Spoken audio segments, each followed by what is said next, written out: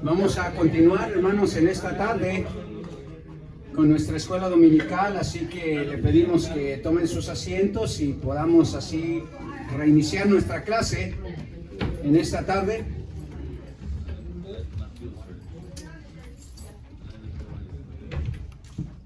Estamos, hermanos, en esta escuela dominical tratando con el tema de la reforma, específicamente no el aspecto histórico del movimiento de reforma, pero estamos hablando sobre las solas de la reforma, que fueron las 5 declaraciones que nacieron de este movimiento allí por los años 1517 con el gran reformador Martín Lutero.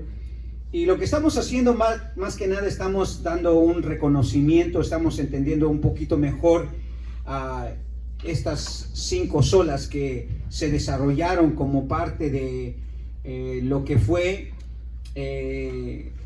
la contra que llevó el movimiento de protesta en contra de la iglesia en ese tiempo, y que trajo como consecuencia un movimiento por toda Europa primero y se ha extendido a través del mundo. Y estamos estudiando entonces estas 5 solas del movimiento de reforma, y en esta tarde vamos a ir con la tercera sola, que es de acuerdo a la manera en que lo hemos enumerado estas solas. Estamos por tratar con la sola ¿qué?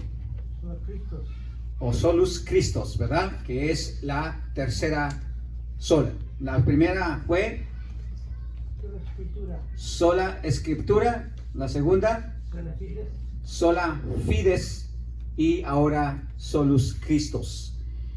Muy bien, entonces ahí vamos a iniciar en este número 3 de esta sola, y como dijimos, vimos sola escritura, y lo que establecimos es que la reforma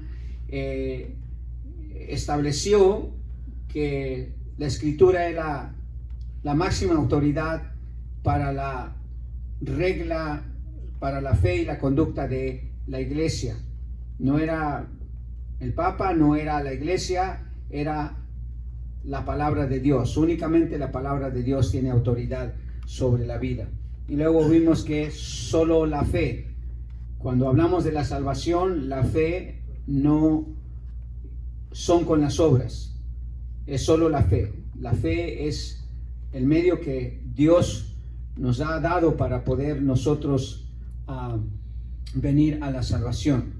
Y por supuesto en esta tarde vamos a ver la tercera sola, que es solus Christus, y esa básicamente la podemos definir de esta manera: que la salvación se encuentra solo en Cristo, excluyendo así todo otro camino para llegar a Dios. Desde el comienzo, hermanos, de las doctrinas apostólicas se estableció esta sola, por así decirlo. Martín Lutero simplemente recobró eso porque estudió las Escrituras, fue nuevamente a las Escrituras y recobró que la palabra de Dios, hermanos, el Nuevo Testamento especialmente, establecía que la salvación solamente se encontraba en Cristo y que excluía así todo otro camino para llegar a Dios.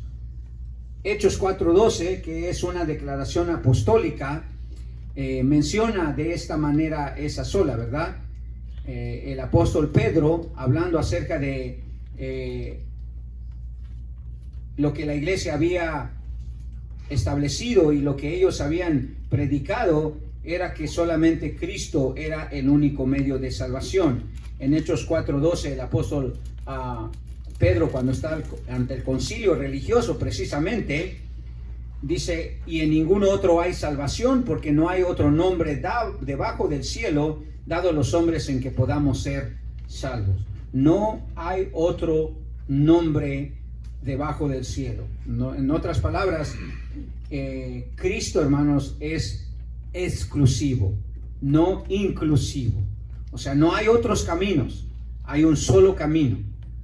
Entonces, eso es lo que la reforma encontró, o Lutero encontró. Estudiar el movimiento de reforma, hermanos, trae mucha mucha doctrina hacia la iglesia, porque nos damos cuenta cómo la iglesia percibió las enseñanzas de estas declaraciones, de estas afirmaciones venidas como parte de las tesis que Lutero presentó en contra de la iglesia católica, especialmente en ese tiempo. En el libro de Reforma, ayer, hoy y mañana, el doctor Carl Trueman dijo esto sobre este punto de la sola. Dijo él: la Reforma representa un movimiento para colocar a Dios como Él se ha revelado a sí mismo en Cristo, en el centro de la vida y del pensamiento de la iglesia. O sea que la Reforma revivió, hermanos, la enseñanza de que Dios ha revelado no solamente su persona en Cristo, sino también su palabra, porque Cristo es la palabra revelada de Dios, encarnada en Dios. Y entonces, por supuesto, ahí vemos la importancia que cobra la persona de Cristo y por qué Él es exclusivo y no inclusivo para la iglesia. Martín Lutero dijo esto sobre la diferencia de los grandes pre-reformadores, especialmente aquellos que estuvieron antes de Martín Lutero, como John Wycliffe y John Hus, porque estos dos hombres fueron antes de Lutero, varios años antes de Lutero, y ya ellos estaban viendo, hermanos, que la iglesia se había apartado completamente de la palabra de Dios. Pero Lutero dijo esto acerca de estos dos hombres. Dice: ellos atacaron la moralidad del Papa, yo ataqué su teología. Y por eso es que las 5 solas son el pilar del movimiento de reforma, porque hasta cierto punto los pre-reformadores solamente atacaron al Papa y todas sus enseñanzas que estaban llevando a la iglesia, por supuesto, por el mal camino. Pero Lutero fue con la teología. Y vemos que uno de esos puntos de esa teología parte de la teología de solas Christus. Solas Christus. El doctor Juan de la Cruz escribió un libro que se llamó Las 5 solas de la Reforma. Y él dijo esto en esa parte de las solas de Cristo. Dice: aquella bomba que colocara el monje Agustino, hablando de Lutero, por supuesto, se expandió como pólvora en toda Europa de entonces, y su secuela mortecina de errores romanistas dio paso al vital despertar de la fe justificadora en Jesús solo, de la cual da testimonio solo la Escritura para la gloria de Dios. Entonces, estas 5 solas representaron, hermanos, el pilar de la teología de de Lutero, pero no porque él se las inventara, sino porque tenían la base en las Escrituras, y por eso para él fue sola Escritura, porque solo la Escritura contenía la revelación de Dios, no solamente revelación escrita, pero sino también revelación encarnada, que era la persona de nuestro Señor Jesucristo. Y de ahí tomó obviamente auge el hecho de que una de esas solas fuera solas Cristo. Ahora, como en cada una de las solas hay un contexto por qué se llevó a realizar estas solas, tanto sola Escritura como sola Fides como solas Christus. Hay un contexto de ello, y básicamente revisando un poquito de la historia nos damos cuenta que hay 4 puntos que llevaron a Lutero o que llevaron a los reformadores a concluir las solas Christus. La primera de ellas es que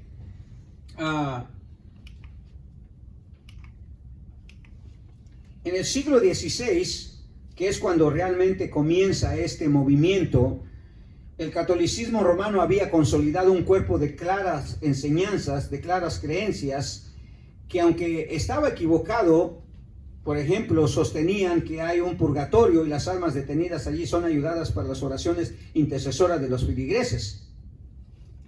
Y el problema es que con ello invalidaban la sola intercesión de Cristo. O sea, a la iglesia enseñar que había un purgatorio y que las almas detenidas allí eran ayudadas a salir por las oraciones intercesoras de los feligreses. Por supuesto que invalidaban la idea de que solamente Cristo es el intercesor entre Dios y los hombres. Invalidaban completamente la sola escritura, o sea, invalidaban el hecho que solo la fe en Cristo podía salvar a alguien, tal como lo dice el apóstol Pablo en 1 Timoteo capítulo 2 versículo 5. ¿Se recuerda qué dice? ¿Sí se recuerda o no? Si no se recuerda, vean lo que dice, man, para que sí se recuerde. ¿Qué dice? Porque esto es bueno y agradable delante de Dios nuestro Salvador, ¿verdad? ¿O no dice así? Porque hay un solo Dios. Sí, el versículo, el versículo antes o después es. Léalo, hermano. Dice, porque hay un solo Dios y un solo mediador entre Dios y los hombres, Jesucristo hombre, el cual se dio a sí mismo en rescate por todos, de lo cual se dio testimonio a su debido tiempo. Exacto. Creo que era el versículo anterior el que había mencionado. Entonces dice, porque hay un solo Dios y un solo mediador entre Dios y los hombres. ¿Quién? Jesucristo hombre. Pero la Iglesia Católica decía que había otras fuentes de intercesión. En este caso, las oraciones de los familiares de alguien que había muerto y había llegado al purgatorio.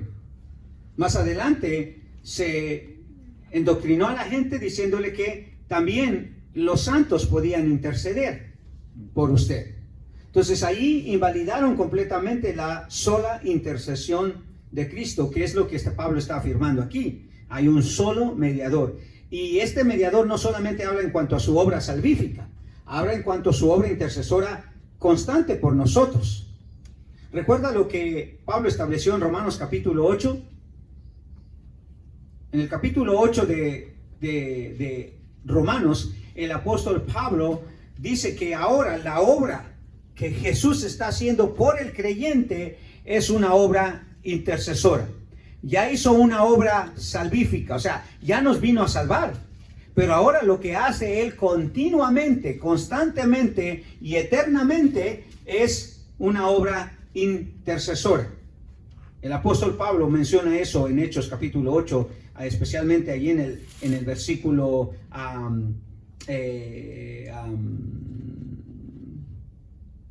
34. Romanos 8, 34. ¿Quién es el que condenará? Cristo es el que murió, mas aún el que también resucitó, quien además está a la diestra de Dios, y quien también intercede por nosotros. Entonces, la iglesia estaba poniendo a otras cosas o a otras personas como intercesores entre nosotros y Dios, o como las personas entre las personas y Dios. Y eso es parte de la razón que se estableció que solo Cristo es el intercesor. No hay más. No solamente Cristo es el único Salvador, sino Cristo es el único intercesor. Por eso nuestras oraciones están dirigidas ¿a quién? A Cristo, no al Espíritu Santo, porque el Espíritu Santo no es el intercesor, no es al Dios Padre, porque el Dios Padre no es el intercesor, es Cristo. Cristo es el único, el solo intercesor y el solo Salvador. Tampoco el Espíritu Santo nos salvó, tampoco el Padre nos salvó. Cristo fue el que hizo la obra salvífica, ¿verdad? Y claro, aunque nosotros establecemos que la salvación fue una obra trinitaria, cada persona de la Trinidad hizo una obra específica por la salvación, la obra salvífica en sí fue una obra del Señor Jesucristo, también su obra intercesora. Por lo tanto, nosotros no creemos en una obra intercesora en los santos, en María, en nadie más, que solamente ni en su papá ni en su mamá, como es la costumbre de la gente, ¿verdad? La cultura de la gente. No, desde allí no está viendo tu mamá y seguramente está cuidando por ti. Hermano, su mamá no está cuidando de usted. Ella no puede hacer esa obra intercesora. No está pidiéndole a Dios por usted. Ella no puede. Si ya está ahí con el Señor, ya está ahí con el Señor. Amén.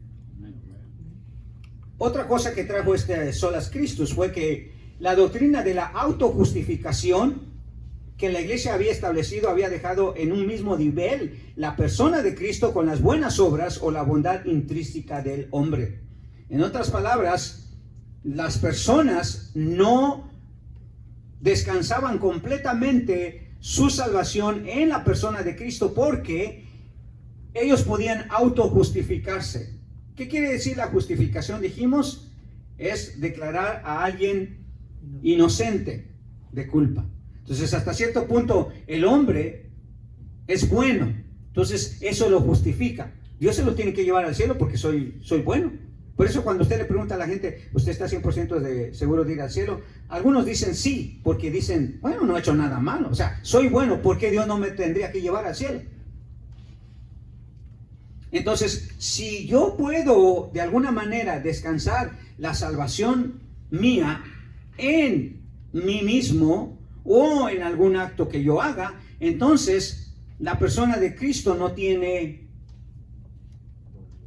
validez. No tiene validez. Entonces, al poner a las personas al mismo nivel de Cristo o las buenas obras, entonces obviamente la iglesia invalidó totalmente, dice, porque aunque ellos creían en Cristo, de todas maneras no lo ponían como a Él como único intercesor, como único salvador. Por lo tanto, no era solo Cristo, era Cristo y mis buenas obras, Cristo y los santos, Cristo y los sacramentos, Cristo y la iglesia, Cristo y el Papa, y Cristo y eso. Y mencionamos el contexto de la Iglesia Católica porque eso fue cuando se dio el movimiento de reforma. No eran los mormones quienes estaban en el poder, por así decirlo, religioso. No eran los musulmanes, no eran los hindús, no eran los budistas.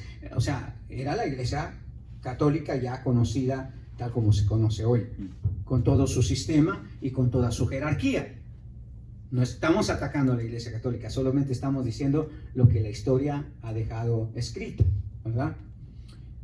Un tercer punto del contexto de esta sola es que la obra intercesora de Cristo, la obra intercesora era hecha por Cristo, pero además el creyente, y está entre comillas creyente, hablando de los feligreses en ese tiempo, podía acudir a los santos, a los sacramentos o a la iglesia para asegurar su entrada al cielo. Por eso hoy cuando una persona se está a punto de morir, ¿a quién llaman? Al sacerdote para que le dé ¿qué? Los santos óleos, ¿no? Que es una especie de, hay que asegurarnos que cuando te vas para allá, te vas al cielo. Entonces, no era Cristo entonces, sino era además de Cristo la iglesia, además de Cristo ciertos sacramentos, además de Cristo los santos. Y hermanos, hoy en día hay gente que cree que los santos pueden hacer una obra intercesora. No solo en el sentido de que pueden apelar a Dios por usted, sino que pueden hacer milagros y que pueden cuidarlo, protegerlo, librarlo. Eso es algo de la obra intercesora que supuestamente ellos hacen. Pero entonces eso elimina que solo Cristo sea el único intercesor, el único salvador, el único libertador. También el catolicismo romano enseñaba Cristo más los sacramentos era el único medio de salvación auspiciados por la única iglesia de Cristo, según ellos, ¿verdad? O según la religión entonces, o el catolicismo entonces. Sí enseñaban que Cristo estaba presente, pero por eso los sacramentos son tan importantes para la Iglesia Católica, porque tienen un peso en la salvación del hombre. Y como ellos son los únicos medios, ¿sí? Usted por eso tiene que comulgar, ¿no? ¿Así se dice? Confesarse, ¿verdad? Tiene que ir al cura, al sacerdote, porque es no solamente Cristo, tienes que creer en la iglesia, tienes que creer en los sacramentos, tienes que pasar por los sacramentos más bien, ¿verdad? Y si no te bautizas, puede que termines al purgatorio. Pero si estás allí, bueno, podemos hacer algo, podemos reunir a tus familiares y orar por ti, y a lo mejor algo podemos hacer. Estoy parafraseando mucho de la teología que se enseñaba entonces. Entonces, estas 4 cosas fueron, por supuesto, asuntos o doctrinas que Martín Lutero fue poco a poco descubriendo y viendo que eliminaban la exclusividad de Cristo para la iglesia. Entonces, Cristo ya no era exclusivo, sino inclusivo. Se podía combinar con otras cosas más, ¿verdad? Pero eso va en contra de lo que dice el apóstol Pedro, porque ninguno hay salvación, porque no hay otro nombre, dice, debajo del cielo en que podamos ser salvos. Hablando de aquí de toda la tierra, pues, ¿no? En ese sentido. El doctor Lenin Almonte, que escribió un libro también sobre la Reforma, dijo él esto. Dice, contra el infatuado dominio jerárquico se levantó la sola escritura. Nadie está por encima de la palabra de Dios. Contra la autojustificación se afirmó sola fide, porque no es poniendo la fe en nosotros ni en nuestras obras, sino en la persona y en la obra de Cristo, en la obra de nuestro Dios y Salvador Jesucristo, que hallamos perdón divino. Entonces, como consecuencia de estos problemas serios que la iglesia estaba enseñando, es que vino solas Cristo, ¿verdad? O sea, la iglesia estaba enseñando Cristo y algo más. Y eso obviamente no era lo que la Escritura enseñaba. Y ya como Martín Lutero partía de las Escrituras. Y cuando uno parte de las Escrituras, hermano, eso es lo que sucede. Ya no podemos uno aceptar otras cosas más.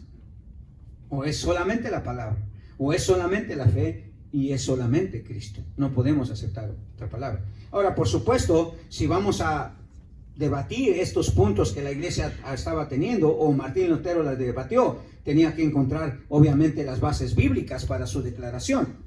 Y una de ellas es que hay un hecho importante en las Escrituras, hermanos, que resalta que Cristo es la única voz de Dios y el único medio de salvación para el pecador perdido.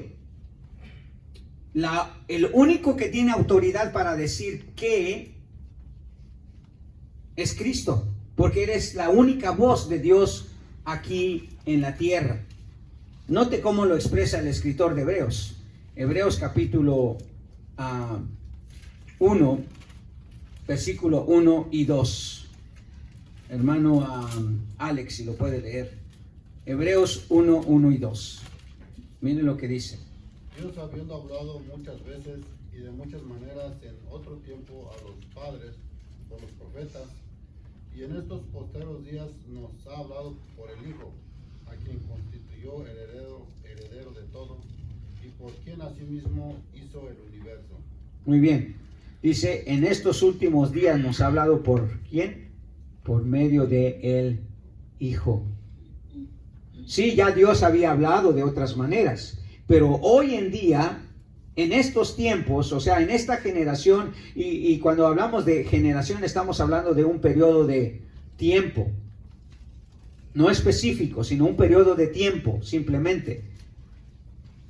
Entonces, en este periodo de tiempo, en esta generación, como en la generación de Pedro y más adelante, Dios estaba hablando, pero estaba comunicando toda su voluntad por medio de Jesucristo. Él es la única voz de Dios sobre la tierra. La iglesia consideraba que el Papa era la voz de Dios, o considera que Él es la voz de Dios. Él es el representante de Dios. Es más, cuando ordenan un sacerdote, tengo la idea de que dicen que Él es el otro Cristo aquí en la tierra. Él, como si hablara Dios de parte de ellos, o ellos de parte de Dios, perdón. Y como dijimos en Hechos 4:12, ya Pedro ya había establecido que Cristo era exclusivo, ¿verdad? Él es el único medio de salvación. Las Escrituras atestiguan enfáticamente, hermanos, que la voz de Dios es Cristo. Solo por Él nosotros escuchamos la voz de Dios. Solamente por Él. Por eso el Señor Jesucristo, cuando se refiere a Él como pastor, dice: mis ovejas oyen mi voz. Los verdaderos creyentes únicamente pueden oír la voz de Cristo, ninguna otra voz más. No la voz de la iglesia, no la voz del Papa, no la voz de nadie más, la voz de Cristo. Mis ovejas oyen mi voz, dice. Y si oyen mi voz, ¿qué dice lo siguiente? Ahí en Mateo, en Juan 10.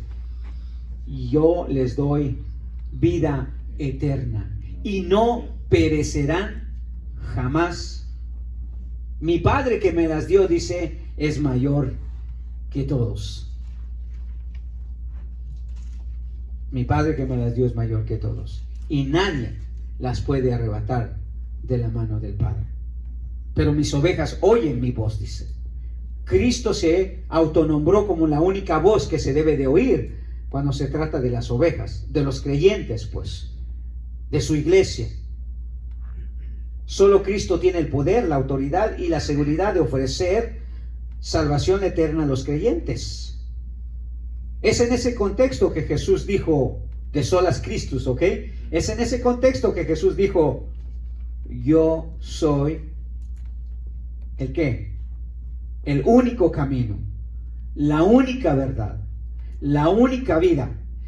Por ende, ¿qué? Por ende, ¿qué? Si Él es el único camino, si Él es la única verdad, si Él es la única vida, por ende, ¿qué es? ¿Qué es? No, dice, ¿qué? ¿Sí? Si Él es el único, si Él es exclusivo, pues no puede haber alguien más. Nadie viene al Padre si no es por mí, dice. Sí, Jesucristo elimina cualquier otro medio. Él es el único camino, Él es la única verdad, Él es la única vida. Él es exclusivo. No puede compartir su exclusividad con algo más, porque entonces no sería exclusivo. La iglesia santa del Señor es pastoreada por Cristo mismo, así que la iglesia grita solo Cristo. El catolicismo del siglo XVI gritaba Cristo más los sacramentos, la iglesia grita solo Cristo, o solus Christus, como es en el latín, ¿verdad? El catolicismo del siglo XVI gritaba: el Papa también debe ser incluidos, los dogmas también, las tradiciones también. La iglesia claramente, históricamente, dice: Cristo es la voz de Dios, solo Cristo. Entonces, nosotros ahí tenemos, hermanos, una declaración enfática de lo que debe de ser. La iglesia dice esto y otro, nosotros decimos solo Cristo. Eso es lo que los reformadores entendieron, que solamente Cristo. Cristo es la voz de Dios, solo Cristo. No hay nadie más. Entonces, tenemos base, hermanos, para determinar y estar de acuerdo con la declaración de solas Cristo. Una segunda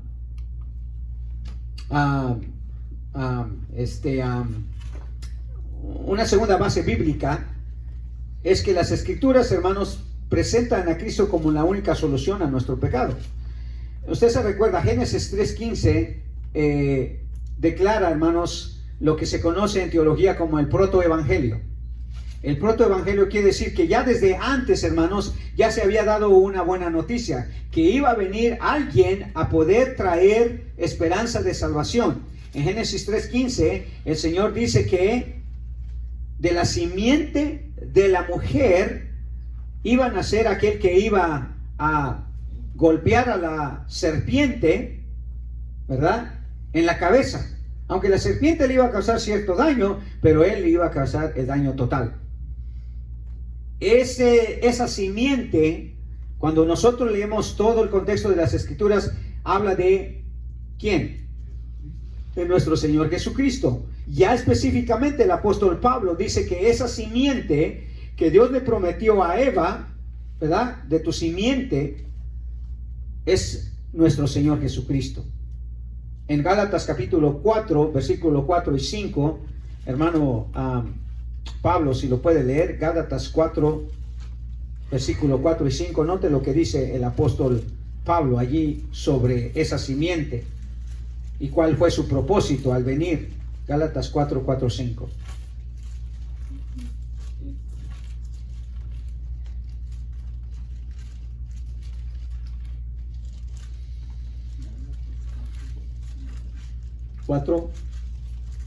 Cuatro y 5.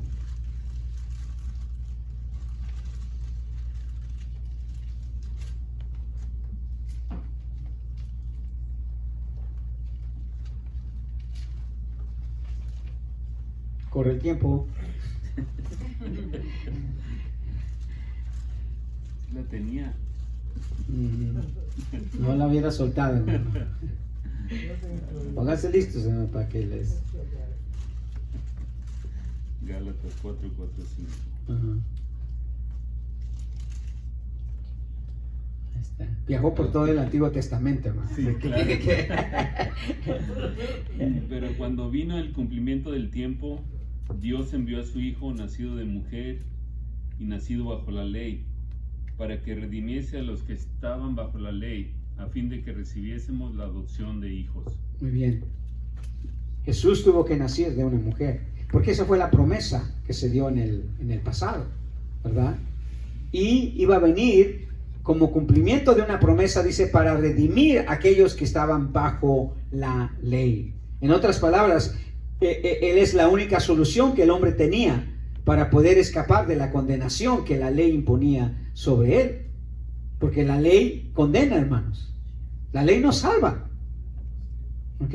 La ley no salva. Por eso mucha gente dice, pues yo guardo los mandamientos. Se está condenando a sí mismo.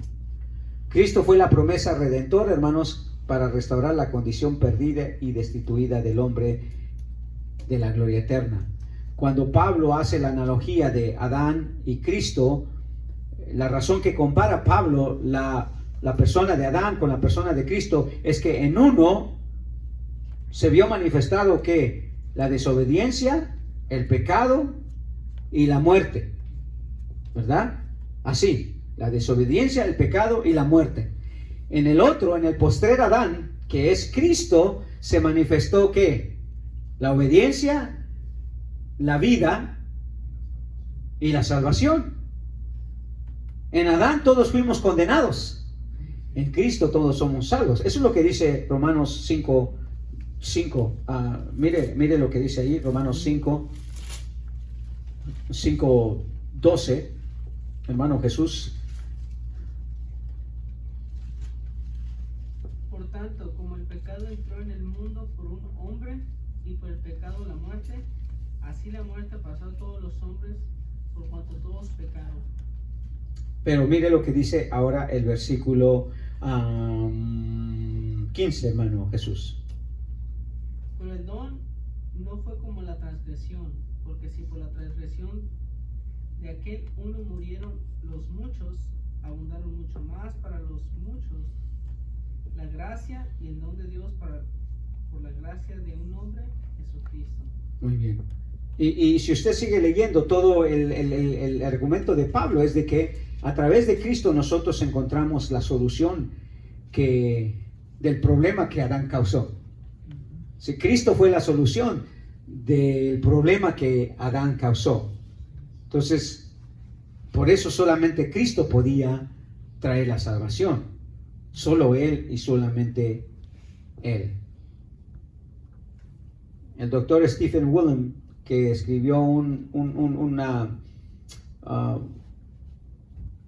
documento sobre precisamente de las olas, él dijo en una parte de su libro de teología, dice: sin minimizar la importancia e interdependencia de cada ola, se hace evidente que solo Cristo permanece en el centro de las otras 4 olas. conectándolas a un sistema teológico coherente a través del cual los reformadores declararon la gloria de Dios. Solo Cristo. Él es el que une todas las olas, porque solo Cristo está en las Escrituras o revela las Escrituras. Solo la fe es válida si está en Cristo, ¿verdad? Y solo la gracia de Dios puede llegar al hombre si se acepta a Cristo, porque por Él se manifestó la gracia. Dice Juan que la gracia y la verdad se manifestaron por medio de Él. Y solo se le puede dar la honra y la gloria a Dios si se le da la honra y la gloria a Cristo. Cristo entrelaza todas las demás olas y hacen que Cristo sea el centro de todo. Por tercero, Cristo es el sustituto perfecto para pagar el pecado del hombre que lo condena por la eternidad. Segunda de Corintios 5:21, sabemos que es un pasaje, aunque es difícil de entender, es un texto difícil de entender.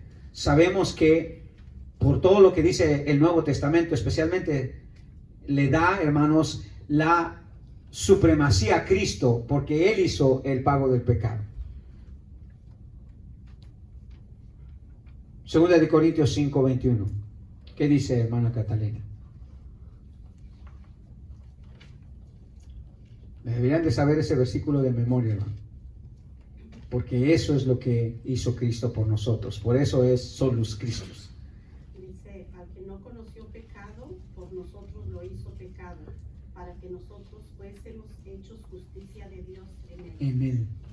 Justicia de Dios en Él. ¿Se acuerda que era la carga que Lutero tenía? La justicia de Dios.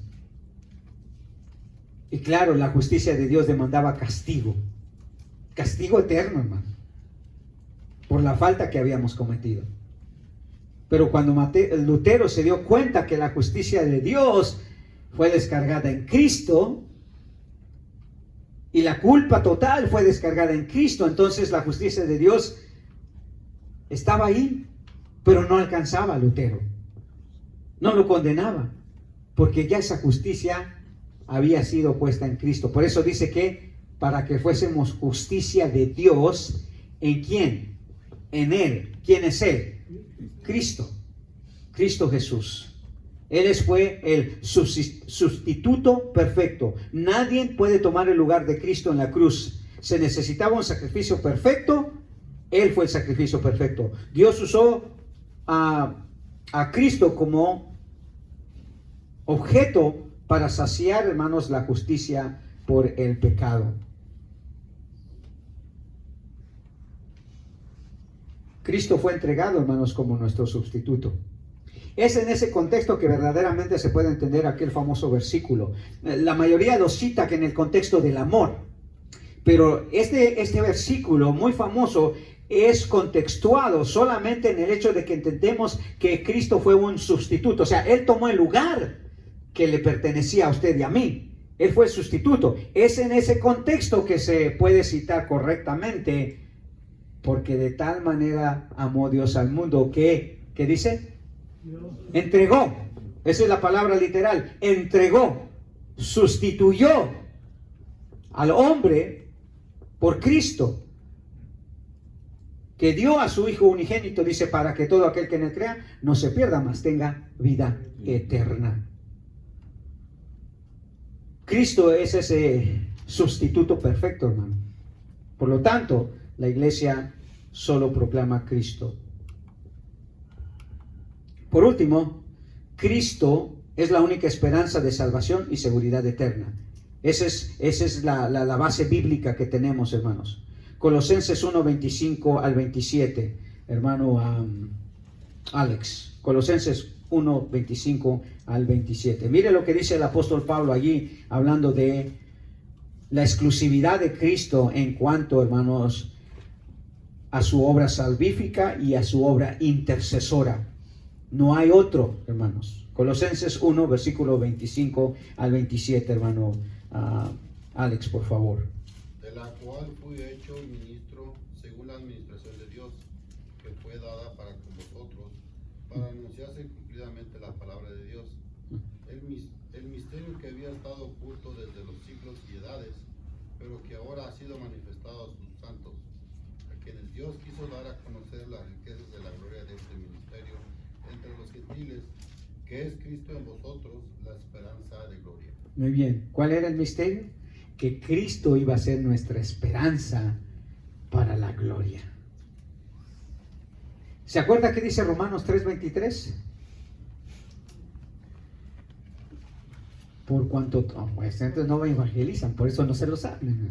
Por cuanto todos pecaron y están, ¿qué dice? Destituidos, fuera, echados fuera de la gloria de Dios. Entonces Cristo vino a ser nuevamente la esperanza de poder ir a la gloria. Cuando uno tiene a Cristo, uno puede decir, sí, yo estoy seguro de ir al cielo. No por vanagloria, hermano, no por mérito, sino porque Cristo es la esperanza, ¿qué dice? De gloria.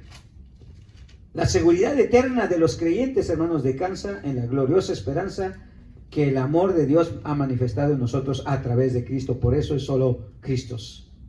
¿Quién nos separará del amor de Dios? Dice Pablo. Tribulación, angustia, peligro, hambre, desnudez, peligro o espada. Nada, dice Pablo. Antes, en todas estas cosas somos más que vencedores por medio de aquel que nos amó. Por lo cual, dice Pablo, estoy seguro que ni la muerte, ni la vida, ni ángeles, ni potestados, ni lo presente, ni lo porvenir, ni lo alto, ni lo profundo, ni ninguna otra cosa creada nos podrá separar del amor de Cristo, del amor de Dios que es en Cristo Jesús. Cristo, hermanos, vino a ser la única esperanza de salvación y seguridad eterna. Entonces, los reformadores, como Lutero, hermanos, tenían razón en solo proclamar a Cristo exclusivo para la iglesia. Él es el único que salva y es el único que intercede. Entonces, ¿cuál es? Esta cita es muy importante.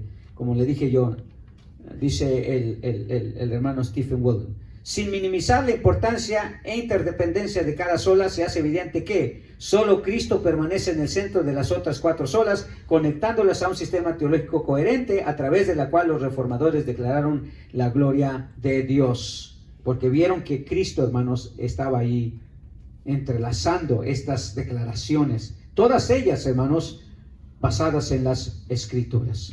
Ahora, ¿cuál es el efecto de la iglesia? ¿Cuál es el efecto que tiene en la iglesia? Bueno, el efecto es que la iglesia solo tiene un solo mensaje que predicar, hermanos, y eso es a Jesucristo y a este crucificado. Un solo mensaje tenemos que predicar, hermanos. Nosotros no tenemos que añadir absolutamente nada más porque ya está presente lo que nosotros tenemos que decir. Cristo y su sacrificio. Es todo lo que el creyente necesita, hermano. Nada más. No hay que añadir nada más. Solamente Cristo y su sacrificio. Tal como lo dice Pablo en 1 Corintios 2:2, ¿verdad? No me propuse saber nada más que a Jesucristo y a este crucificado. La persona y el sacrificio de Cristo son exclusivos, hermano. No hay otra manera de poder nosotros salvarnos. Solamente Cristo. Dice nuevamente el doctor Carl Trueman, la reforma para la iglesia de hoy no está ligada a sus obras o acciones heroicas. O sea, no estamos ensalzando aquí a Lutero, hermano, porque muchos pueden tildarnos a nosotros de adoradores de Lutero o adoradores de la reforma, aunque fueron hechos heroicos, hermanos, y cosas realmente maravillosas que hicieron ellos, pero no estamos aquí ensalzando la persona de Lutero, ¿ok? No nos equivoquemos con eso. Lutero tuvo sus defectos, fue pecador, hizo cosas también que tal vez Dios no aprobó o lo que sea. Pero no estamos aquí nosotros ensalzando a Lutero o ensalzando a los reformadores. Lo que estamos ensalzando es la teología, la doctrina que nació con ello, porque es la palabra de Dios, hermanos. Entonces, por eso dice el doctor Carl Trueman, la reforma para la iglesia de hoy no está ligada a sus obras o acciones heroicas, sino al hecho de retornar a Dios en Cristo y a su gracia infinita como única forma de salvación. ¿Sí? Ese es el hecho que estamos tratando. Ni tampoco estamos aquí juzgando y condenando a la iglesia católica. Lo que estamos diciendo es que la reforma sirvió, hermanos, para despertar la conciencia de la gente de volver nuevamente a las Escrituras y de volver solamente a Cristo. El punto es este, hermanos, como conclusión, este es el punto. Cristo es el suficiente salvador de las personas, de los pecadores. Su obra no necesita ningún tipo de aditamiento, de otro ingrediente, ni accesorios garantistas. Su obra es suficiente y poderosa para salvar. No necesitamos nada más que eso, hermanos. No necesitamos vender nada más. No necesitamos adherir nada más. Y nosotros sabemos, hermanos, que el concilio, para finalizar, el primer concilio, hermanos, de la iglesia afirmó contundentemente que solo Cristo es suficiente. Hechos 15:11. Hermano Daniel. Mira lo que dice el apóstol, me parece que es Pedro, o si no Pablo creo, en el gran concilio de la iglesia, la verdadera iglesia, ¿ok? La iglesia apostólica, la iglesia de nuestro Señor Jesucristo, mencionada en Hechos capítulo 15, versículo 11. Después de que concluyó el concilio, esta fue la afirmación que hicieron los apóstoles, los miembros de ese concilio, de esa iglesia que el Señor había establecido a través, hermanos, del liderazgo de Pedro en ese entonces y los apóstoles. ¿Qué fue lo que dijeron, hermano Daniel? Antes creemos que por la gracia del Señor Jesús seremos salvos, de igual modo que ellos. Muy bien. Eso es lo que creyeron, solo Cristo. Entonces, no están lejos los reformadores de haber alcanzado, hermanos, la esencia de las Escrituras. Y por eso, hermanos, creemos que nosotros tenemos una teología reformada. No porque alabamos y ponemos en alto el nombre de Lutero, es porque la teología que surgió de ello, hermanos, es una teología bíblica, es una teología de la sola Escritura. Amén. Amén. Entonces, nuestra confianza, hermanos, solamente está en Cristo y en su palabra. Y por eso no nos dé miedo, hermanos, de poner a Cristo, hermanos, como lo máximo, ¿verdad?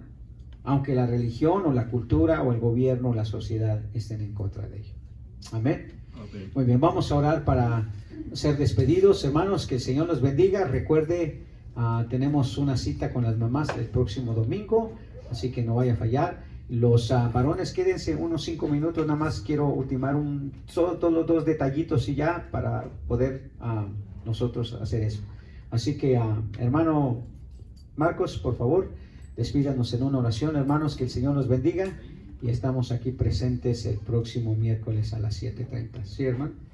Quería pedirles un favor. Quería que si por favor podían orar por Rubén Pérez.